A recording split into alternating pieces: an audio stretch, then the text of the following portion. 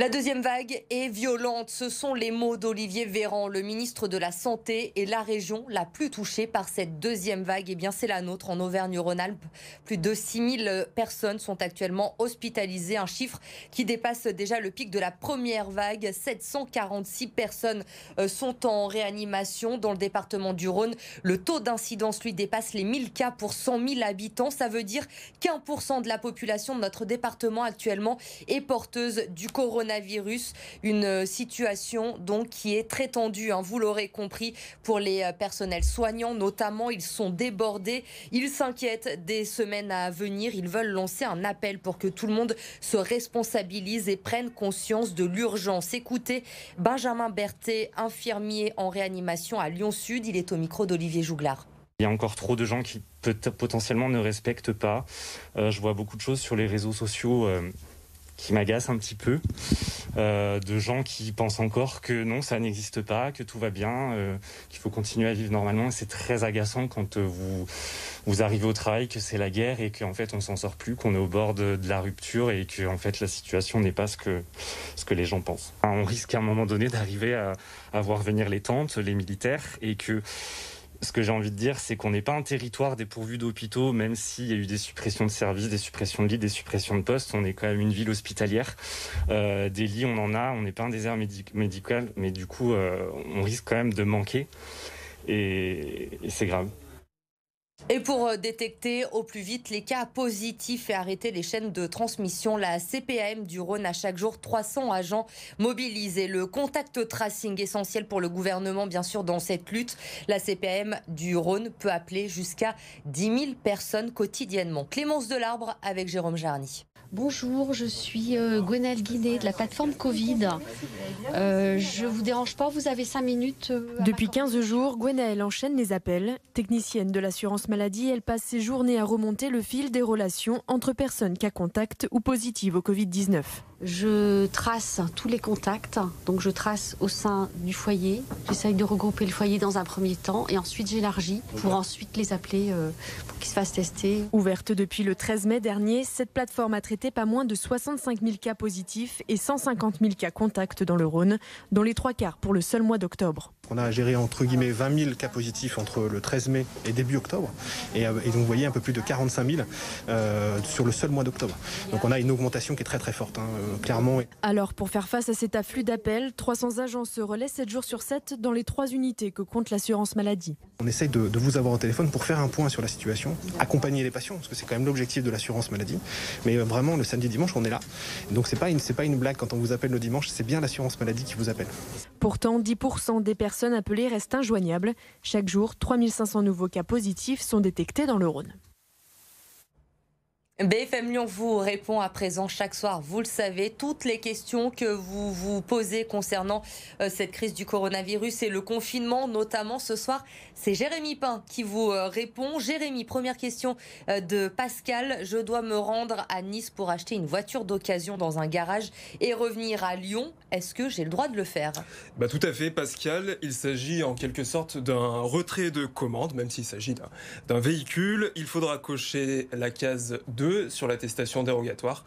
Le motif retrait de commande. Donc, les garages restent ouverts pendant cette période de confinement, considéré comme un commerce essentiel. En revanche, petite subtilité, acheter une voiture auprès d'un particulier est un cas différent. Normalement, c'est impossible puisqu'il n'y a pas de motif dérogatoire pour cela, sauf si, évidemment, c'est une situation d'urgence en cas de panne ou d'accident, par exemple. Dans ce cas, il faudra, apporter un justificatif en cas de contrôle. Autre question de Sonia. J'ai un colis à récupérer dans un point de retrait qui se trouve à 20 km de mon domicile. Est-ce que je peux aller le chercher ? Oui, on sait qu'ils seront nombreux, les colis, pendant cette période, avec le recours au commerce en ligne. Là, c'est oui également. Comme pour la question précédente, vous pouvez retirer une commande. Cela fait partie des motifs de déplacement. Et une dernière question de Clémence. À présent, je dois aller faire des courses dans un magasin de bricolage ce week-end. Est-ce que je peux y aller avec plusieurs personnes de mon foyer. Alors, une chose est sûre, l'esprit de ce nouveau confinement, il vaut mieux limiter les déplacements au strict minimum afin d'éviter la multiplication des contacts avec d'autres personnes, notamment en dehors de son foyer. Il n'y a en revanche pas d'ambiguïté, les déplacements sont autorisés pour aller dans un commerce qui reste ouvert. C'est donc le cas pour les magasins de bricolage et rien n'interdit de s'y rendre avec son conjoint ou avec ses enfants, comme lors du premier confinement. Mais dans ce cas, chaque adulte doit se munir de sa propre attestation. Merci beaucoup Jérémy, on vous retrouve tout à l'heure avec d'autres questions de téléspectateurs. Et si vous aussi, justement, vous avez des questions à nous poser, n'hésitez pas. Notre adresse mail témoin au pluriel @bfm-lyon.fr ou via les réseaux sociaux avec le hashtag BFM Lyon.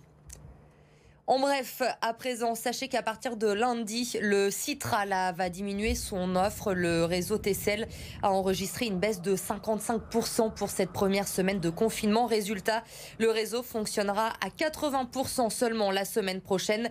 Les trams notamment seront moins fréquents. Une rame toutes les 7 minutes sur le T1 et le T2, toutes les 8 à 10 minutes sur le T3, le T4 et le T6 et toutes les 20 minutes seulement sur le T5. Pensez donc à prendre vos précautions avant de partir pour le travail lundi matin. Cet après-midi, Grégory Doucet a fait son point hebdomadaire concernant les mesures d'accompagnement prises par la ville de Lyon pour ce deuxième confinement. Parmi elles, la mise en place de 2 nouveaux centres d'hébergement d'urgence dans le 5e et dans le 3e. La mise en place également d'une plateforme numérique afin de recueillir et de partager les initiatives et les solidarités qui se créent. Et une autre plateforme également sera lancée la semaine prochaine, consacrée cette fois au e-commerce pour aider bien sûr les petits commerçants de Lyon. Écoutez Grégory Doucet au micro d'Arthur Blé. J'invite les Lyonnaises et les Lyonnais à différer leurs achats, à privilégier leurs achats auprès de leurs commerçants de proximité. Quand ceux-ci offrent déjà des plateformes click and collect, bien sûr qu'ils les utilisent. Quand elles ne sont pas encore mises en place, qu'ils attendent de pouvoir réaliser leurs achats de Noël quand les dispositions seront en place. On a besoin d'être solidaires de nos commerçants. Ce sont eux qui font aussi vivre notre ville. Donc attendons quelques semaines avant de réaliser nos achats de Noël et ne nous précipitons pas sur les plateformes internet d'outre-Atlantique. Dans l'ouest lyonnais, la Fronde des maires s'organise. Les hospices civils de Lyon ont mis temporairement à disposition de l'État l'hôpital Charial de Francheville pour installer un centre d'hébergement d'urgence. Mais les maires de Francheville, Tassin et Craponne s'y opposent fermement. Les précisions de Corentin Marabeuf. Partiellement inoccupé depuis quelques mois, l'hôpital Antoine Charial est l'objet de toutes les convoitises. Les élus du secteur souhaitent en faire un bassin de vie alors que l'État prévoit d'y ouvrir dès lundi un centre d'hébergement d'urgence. Ma colère ne porte pas sur le projet de l'État, c'est de l'autorité de l'État, de la responsabilité de l'État. Donc c'est clair. Et nous avons tous, en qualité de maire, une dimension sociale qui ne peut nous laisser indifférents dans la période de froid qui va arriver. Par contre, la méthode nous semble inacceptable. Une décision prise sans concertation selon les élus locaux qui ont pourtant été avertis dès le mois d'août. La préfecture du Rhône assure de son côté que le centre d'hébergement d'urgence ne sera que temporaire, mais le contexte actuel imposait d'agir rapidement. On sait qu'on traverse d'ores et déjà une période très difficile. On sait aussi, et tous les indicateurs le prouvent, que les personnes vulnérables sont les premières touchées par la crise économique, sociale et sanitaire. Oui, il y a urgence et oui, nous prenons nos responsabilités pour mettre à l'abri ces personnes vulnérables. Dès lundi, ce sont 84 personnes qui seront accueillies dans l'ancien EHPAD de l'hôpital Antoine Charial. Les élus locaux ont quant à eux déposé un recours gracieux auprès de l'État. Le 121e derby de l'histoire, c'est dimanche au Groupama Stadium et l'OL va vouloir confirmer bien sûr face au rival stéphanois. Les hommes de Rudy Garcia restent sur 2 victoires et un match nul en championnat alors que les Verts, eux, restent sur 5 défaites de rang en Ligue 1. Un derby qui va être forcément particulier dimanche soir puisqu'il se jouera à huis clos. Écoutez à ce sujet Anthony Lopez, il est au micro de Gaëtan Barallon. Ça enlève toute sa saveur, je pense. Après, ça reste un derby quoi qu'il arrive. C'est vrai que le manque de nos supporters fait beaucoup de mal, surtout sur un match comme celui-ci. Je sais qu'ils avaient à cœur en tout cas de pouvoir mettre le feu au stade, mais voilà, connaît les circonstances actuelles. Tous les stades sont vides. Il n'y a que les joueurs qui sont dedans. Donc, il va falloir que ce soit nous qui fassions le travail du mieux possible pour que les supporters soient très heureux et soient vraiment fiers de leur équipe. Et toujours concernant l'OL, sachez que Oussem Aouar a finalement été appelé aujourd'hui par Didier Deschamps avec Léo Dubois. Oussem Aouar qui pallie le forfait de Nabil Fekir touché aux ischio-jambiers. La météo, Sandra Larue. Shop Coiffure vous présente la météo. Dans les magasins Shop Coiffure, laissez-vous surprendre et mettez du soleil dans vos cheveux.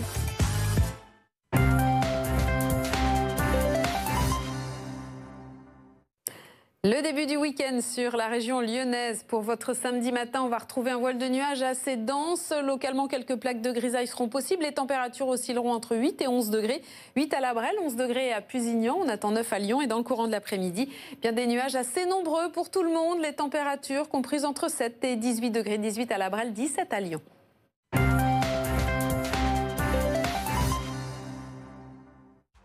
Shop Coiffure vous a présenté la météo. Avec nous, devenez artisan de votre propre beauté. Restez avec nous, on se retrouve dans un instant avec mon invité ce soir, Jacques Volkmann, le vice-président recherche et développement de Sanofi France. On va évoquer notamment avec lui la recherche du vaccin contre le coronavirus. Où on est, Sanofi? Il nous répond dans quelques minutes. À tout de suite. Suivez l'actualité au plus près de votre vie quotidienne avec les chaînes locales de BFM. Info, trafic, météo, sport, culture. Sur tous vos écrans, au plus près de vous. Vous regardez BFM Lyon Métropole.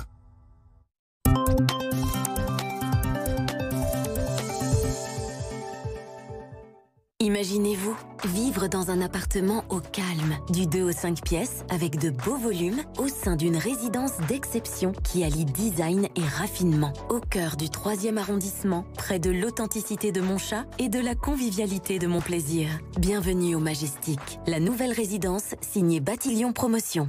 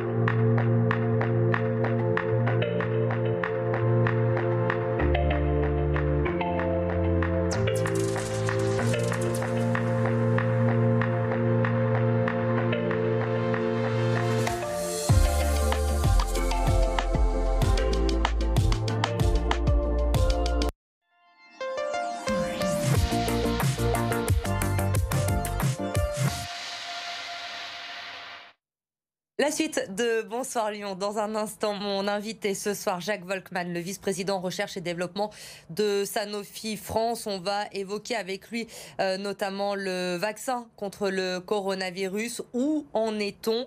Il va nous répondre dans quelques minutes. Mais d'abord, comme chaque soir, les infos à retenir de ce vendredi 6 novembre. Et à la une de l'actualité, l'Auvergne-Rhône-Alpes, région la plus touchée par le coronavirus. Plus de 6000 hospitalisations, 133% des lits en réanimation désormais occupés. La situation est préoccupante, bien sûr. C'est une vague violente, hein. C'est ce qu'a dit hier Olivier Véran, le ministre de la Santé, et le personnel soignant lyonnais qui lance un appel. Il demande à ce que tout le monde joue le jeu. Le confinement doit être respecté, sinon la situation pourrait devenir hors de contrôle. Vous entendrez dans notre prochaine édition un infirmier de Lyon Sud justement à ce sujet. Et pour tenter de casser au plus vite les chaînes de transmission, la CPAM du Rhône est pleinement mobilisée en ce moment. 300 agents, jusqu'à 10 000 appels par jour pour remonter les cas contacts. Nous étions au cœur de la cellule du contact tracing de la CPAM. Reportage dans notre prochaine édition. Et puis la colère des maires de l'Ouest lyonnais, de Francheville, de Tassin et de Craponne également. Aujourd'hui, l'hôpital Antoine Charial a été provisoirement réquisitionné par l'État pour accueillir un centre d'hébergement d'urgence. Les élus s'y opposent fermement.